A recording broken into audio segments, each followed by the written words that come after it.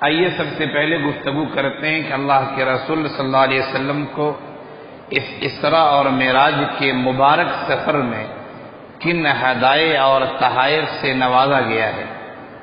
ایک تو مشہور ہدیہ اور تحفہ ہے جسے ہم اور آپ سب جانتے ہیں کہ الصلاۃ معراج المؤمنین، نماز مومنوں کی معراج ہے۔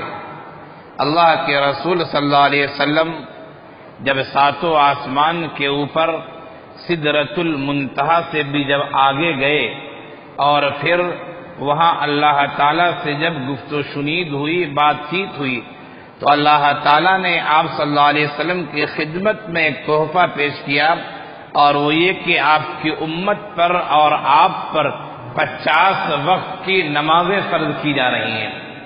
یقیناً تحفہ عظیم ہے، اس لیے کہ نماز وہ عبادت ہے کہ جس کے دوران انسان اللہ سے انتہائی قریب ہو جاتا ہے۔ خاص طور سے جب انسان سجدے میں ہوتا ہے تو اللہ سے قربت اس کی بڑھ جاتی ہے، اور جب وہ اللہ اکبر کہتے ہوئے نماز کی نیت باندھتا ہے تو اللہ سے اس کا تعلق مضبوط ہو جاتا ہے، گویا کہ وہ اللہ کو دیکھ رہا ہے اور اللہ اسے دیکھ رہے ہیں۔ نماز ایک بہت بڑا تحفہ ہے۔ آقا صلی اللہ علیہ وسلم کو تحفے میں 50 وقت کی نماز دی گئی۔ جب اللہ کے رسول صلی اللہ علیہ وسلم واپس آ رہے تھے تو حضرت موسیٰ علیہ السلام سے ملاقات ہوتی ہے۔ حضرت موسیٰ علیہ السلام کہتے ہیں کہ آخر اللہ تعالیٰ نے آپ کو ہدیے میں کیا دیا؟ اللہ کے رسول فرماتے ہیں کہ 50 وقت کی نمازیں دی گئی ہیں۔ حضرت موسیٰ علیہ السلام نے فرمایا کہ میں نے بنی اسرائیل کو آزمایا ہے، میں نے بنی اسرائیل کو بہت سارے شریعت کے احکامات سنائے ہیں، میں جانتا ہوں 50 وقت کی نماز پڑھنا انسان کے بس کی بات نہیں ہے۔ آپ جائیں اور اللہ کے دربار میں یہ عذر پیش کریں اور کہیں کہ اس میں کچھ تخفیف کر دی جائے۔ اللہ کے رسول صلی اللہ علیہ وسلم حضرت موسیٰ علیہ السلام کے کہنے کی وجہ سے پھر واپس جاتے ہیں اور اللہ تعالیٰ سے ارشاد فرماتے ہیں، اے الہ العالمین 50 وقت کی نماز میں کچھ تخفیف کر دیجیے۔ اللہ تعالیٰ نے 5 وقت کی نمازیں کم کر دی اور کہا کہ چلیے 45 وقت کی نمازیں۔ پھر حضرت موسیٰ علیہ السلام سے ملاقات ہوتی ہے، پھر وہ پوچھتے ہیں کیا ہوا؟ کہا 5 وقت کی نماز کم ہو گئی ہے۔ کہا کہ نہیں، پھر بھی بہت زیادہ ہے، مزید جائیے اور کہیے کہ نماز میں تخفیف کر دی جائے۔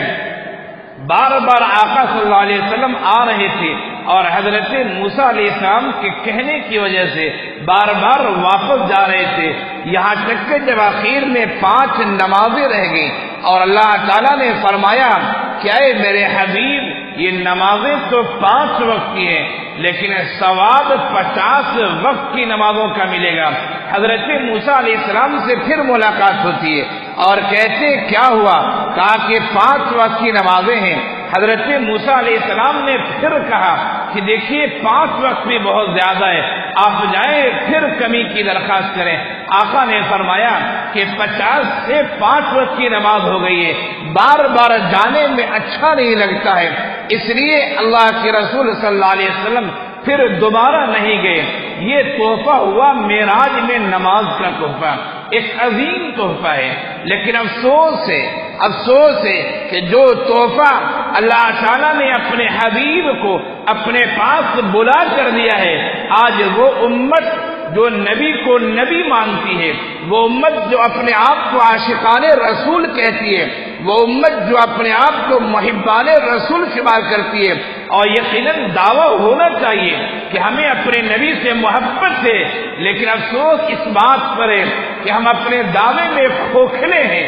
اگر واقعی میں نبی سے حقیقی محبت ہوتی، جس طرح نبی شریعت کے احکام کی پابندی کرتے تھے ہم بھی پابندی کرتے۔ یہ نماز جو 7 آسمان کے اوپر تحفے میں دی گئی ہے، لیکن آج اسی تحفے کا ہم اکرام نہیں کرتے، اہتمام نہیں کرتے، ہم اسی تحفے کی پابندی نہیں کرتے اور شریعت کی ہم پامالی کرتے نظر آتے ہیں۔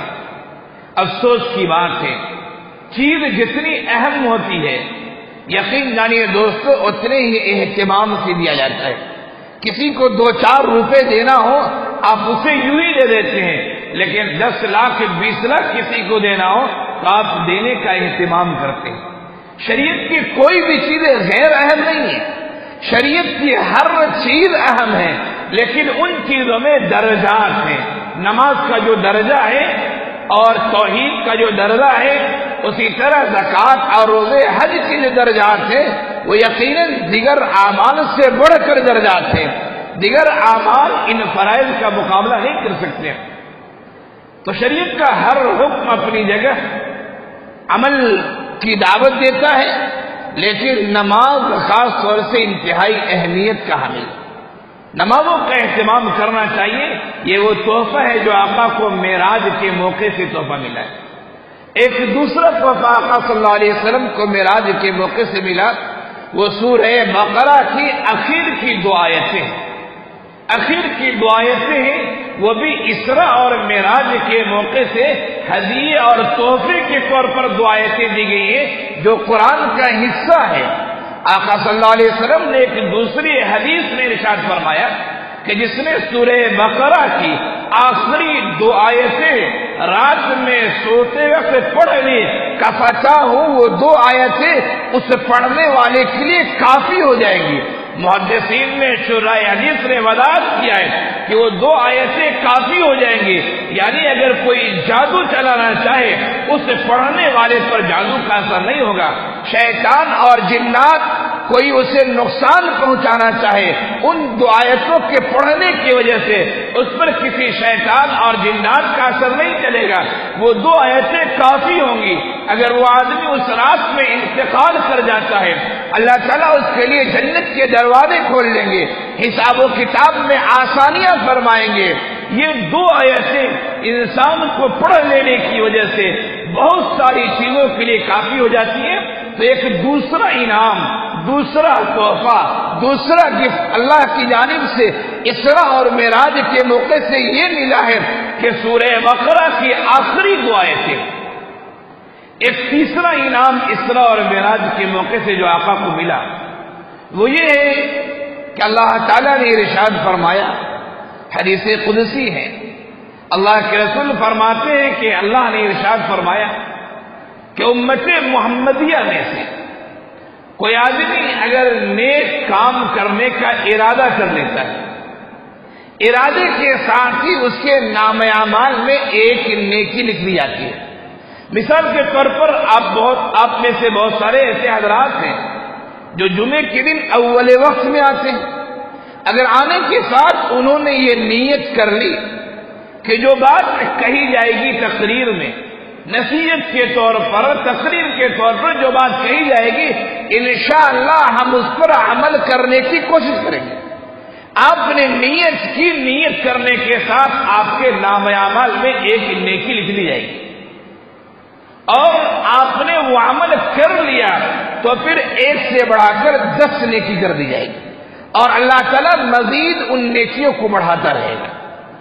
اور فرمایا کہ امت محمدیہ میں سے، مسلمان مومن میں سے کوئی آدمی اگر برائی کی نیت کرتا ہے تو اللہ تعالیٰ برائی کی نیت کرنے کی وجہ سے اس کے نام اعمال میں گناہ اور سزا نہیں لکھتے۔ یہ اللہ کی کرم فرمائی ہے، اس کا احسان ہے۔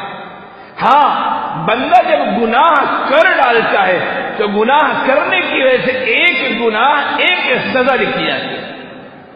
نیکی کی نیت کی آپ نے، ایک ثواب آپ کے اکاؤنٹ میں آ گیا، نیکی کر ڈالی آپ نے، 10 ثواب مل گئے، اور ثواب پڑھتے رہتے ہیں، لیکن گناہ کی نیت کرنے پر عذاب نہیں ہے۔ آپ نے گناہ کر ڈالا تو ایک سزا ملے گی، ایک عذاب ملے گا۔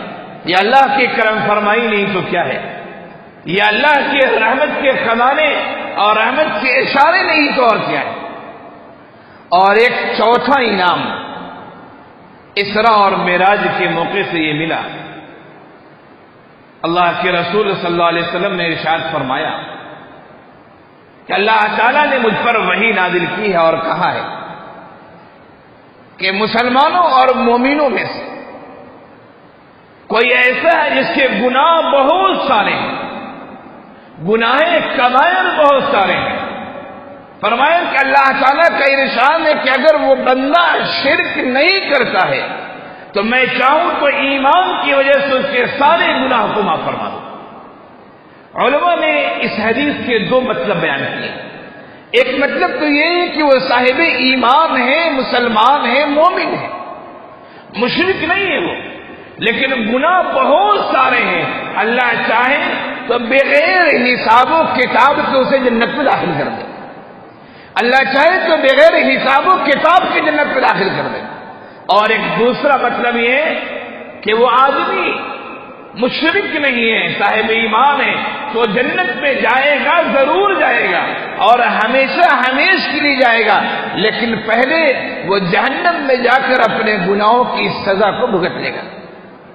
یہ چار تحفے ہیں دوستو جو اسراء اور معراج کے موقع سے ہمارے آقا نامدار احمد مجتبی محمد مصطفیٰ صلی اللہ علیہ وسلم کو عنایت کیے گئے۔ نمبر 1 نماز کا تحفہ جو 5 وقتہ نماز ہمارا پڑھتے ہیں۔ نمبر 2 سورہ بقرہ کی آخری 2 آیتیں۔ نمبر 3 جس نے نیکی کی نیت کی، نیت کرنے کے ساتھ نیکی لکھ لی جاتی ہے، نیک کام کرے گا 10 نیکیاں لکھی جائیں گی، مزید بڑھائی جائیں گی۔ برائی کی نیت کی سزا نہیں لکھی جاتی ہے، برائی کر بیٹھے گا تو سزا دی جائے گی اور 1 سزا۔ اور چوتھا ہدیہ، چوتھا تحفہ یہ کہ صاحب ایمان ہے، صاحب اسلام ہے، موحد ہے، وہ توحید کی حالت میں اس کا انتقال ہوا ہے، شرک اس نے نہیں کیا ہے، اس کے گناہوں کے ڈھیر بھی بہت سارے ہیں، اللہ چاہے تو اسے بخش سکتا ہے، بغیر حساب و کتاب کے بھی اللہ جنت میں داخل